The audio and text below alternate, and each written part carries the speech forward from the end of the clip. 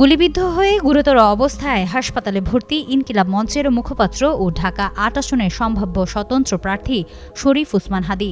রাজধানীর বিজয়নগর এলাকায় নির্বাচনী প্রচারণায় গুলিবিদ্ধ হন তিনি। শুক্রবার দুপুরে ঢাকা মেডিকেল কলেজ হাসপাতালের জরুরি বিভাগের আবাসিক সার্জন ডাক্তার মুস্তাক আহমেদ জানান, হাদীকে যখন জরুরি বিভাগে আনা হয় তখন তার অবস্থা অত্যন্ত আশঙ্কাজনক ছিল। দ্রুত তাকে সিপিআর দেওয়া হয়। এখন তার রক্তচাপ কিছুটা স্থিতিশীল হলেও মাথার ভেতরে গুলি রয়েছে এবং কানের আশেপাশে গুলি লেগেছে বলে জানান তিনি। দুপুর ২:৩০টার কিছু আগে রাজধানীর বিজয়নগর এলাকায় অজ্ঞাত দুর্বৃত্তরা শরীফ ওসমান হাদীর উপর গুলি চালায়। হামলার পরই তাকে গুরুতর আহত অবস্থায় ঢামেকে নেওয়া হয়। এর আগেই হাদী বেশ কয়েক দফা হুমকি পাওয়ার কথা প্রকাশ্যে জানিয়েছিলেন।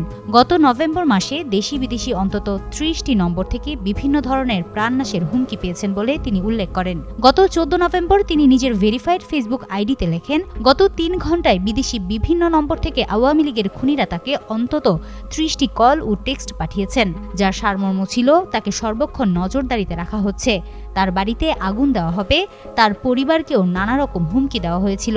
ঘটনার পর সামাজিক যোগাযোগ মাধ্যমে তার সমর্থক ও সহযোদ্ধাদের মধ্যে উদ্বেগ ছড়িয়ে পড়েছে।